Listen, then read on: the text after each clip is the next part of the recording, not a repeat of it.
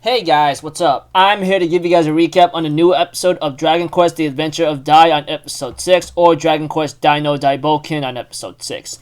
Anyways, this episode right here looks pretty much okay, although I will be honest with you, Pops does annoy me a bit with his idiocy, ego, pride, whatever it is, and along with some other stuff. Oh man, dude, I really hope he packs up something to have some guts, but hopefully we'll see, because all I can have in him is nuisance, cowardly annoyance.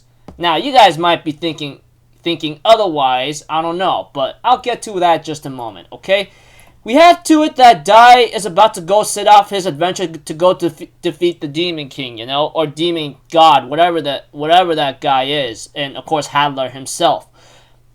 He makes his goodbyes to his friends on the Monster Island, while Pop, he decides to come along maybe to honor his master's wishes, or to he decides to go along anyway for the ride, Eventually Dai and Pop will later on land on an island and save a girl from a wild monster, And they manage to get saved by another girl who call herself Mam, which is a pink-haired girl. And we get to know who she is in the end as well, as time continues on. Of course, she does offer them, some help and shelter to maybe rest up in the village, but because Pop has a nasty attitude with her because of what she did to him, because he ends up poking her chest, obviously, from the get-go, and that's his fault, and he says he hates stuck-up girls like that, and decides to take Dai with him, saying, we'll find our way to the castle whatsoever. I'm thinking in my mind, Pop, man, I'm about to slap. If I were Dai right now, I'd really just rather punch you in the face so bad right now, dude, and start waking up. Otherwise, I leave your butt there, okay? Honestly, that's what I would do if I even have that kind of mental mindset in the first place.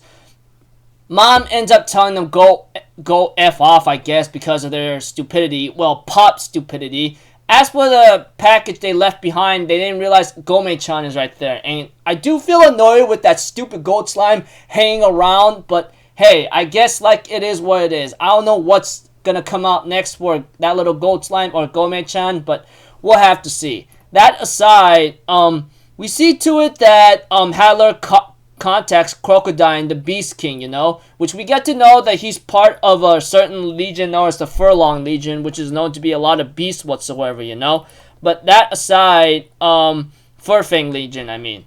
But that aside, Pop and Dai will later on be attacked by Crocodile, the Beast King, because he's under orders by Hadler to, kill Dai.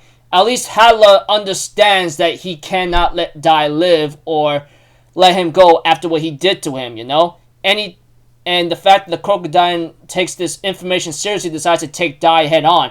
As for Pop and Dai, they get lost, and Crocodile ends up finding Dai and Pop, and he explains to them about the legions of each monster command, And we get to know that 6 legions in the Dark Army: the Undead Legion, the Blizzblaze Legion, and the Mystic Legion, and Shadow Legion, along with Dragon Legion, and then the Furfang Legion is controlled by the Crocodile King himself. And the Crocodile King, he's pretty much a crocodile, humanoid, crazy crocodile. If you guys watch the episode, you get the idea. If you haven't, you'll be confused as hell. I'm sorry, but that's how it is. Anyways, as the episode continues on, Pop decides to run after realizing that his spell did not work, and I'm thinking in my mind, oh my gosh, is this guy for real, dude? I don't mean to freaking be a total jerk about this, but hey man, he reminds me too much of Usopp from One Piece, and I should not be doing that as well, but hey man, it is what it is. Compared to Usopp and Pop, at least Usopp has way more guts than this guy, alright?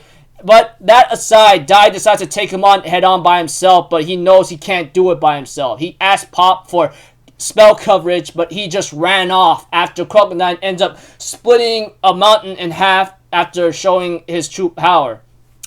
Dai, having no choice, decides to take him on head on, And we see to it that Mam ends up saving Pop from a crazy beast that was going to kill them both. And we get to know that she is actually Avant's student, Because she has an insignia around her neck, and Pop, realizing that and accidentally touched her chest again, she ends up punching him in the face, which it's only natural. Do that.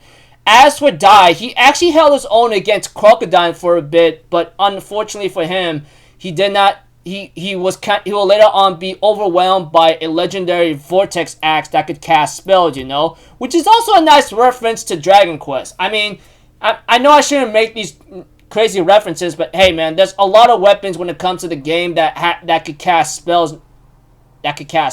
And this vortex spell axe that the Crocodile has is actually very special too. I mean, it's able to like cast a whoosh type magic, you know.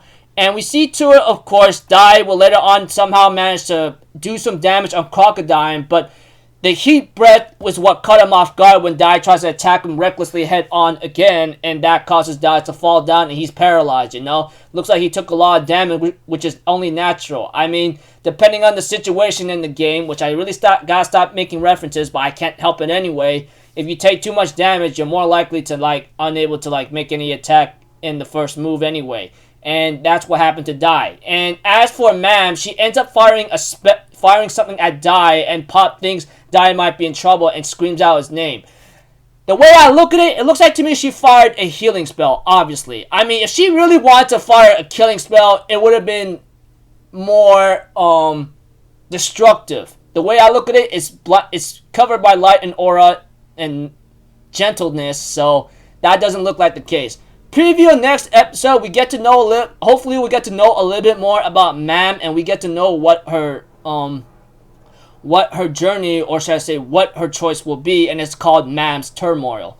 Anyways, this episode right here was actually okay, you know. Like I said, Pop does annoy me a bit. There's one information I left out, is that he would rather have a kind of girl that will listen to whatever he says. He's like sexy, rich, and all that. I'm like, Doc, you are so pathetic. If I ever find a woman, which is highly unlikely in real life, okay, enough of me being depressed, all that, and realistic, I'd be finding a woman that at least would know how to fight, and then hopefully like be on par with her and be worthy of her. Okay, I guess I kind of talked too much about that, but that aside, yeah, Pop, he kind of gives me a very bad impression. His cowardice was really bad enough, honestly, not to be a jerk on that, but hey, I'm just speaking the truth. But hopefully he'll gather up some courage, even though if it takes a while. I mean, like, the guy has a lot of talent. He just needs to show courage and more hard work, and then he'll possibly get somewhere. We'll have to see. Next episode, like I said, it's going to be Mam's Turmoil. So we don't know what choice she'll make, as the preview says, but it looks like to me she may journey with them, which I look forward to, which is already hinted at because of the opening and ending, obviously, from the get-go, but we'll see. So until then, people, I'll see you guys in the next video. I'm Alfazzetto. Have a good day, and I'll see you guys next time, alright? Peace out. Bye-bye. Toot-toot-toot!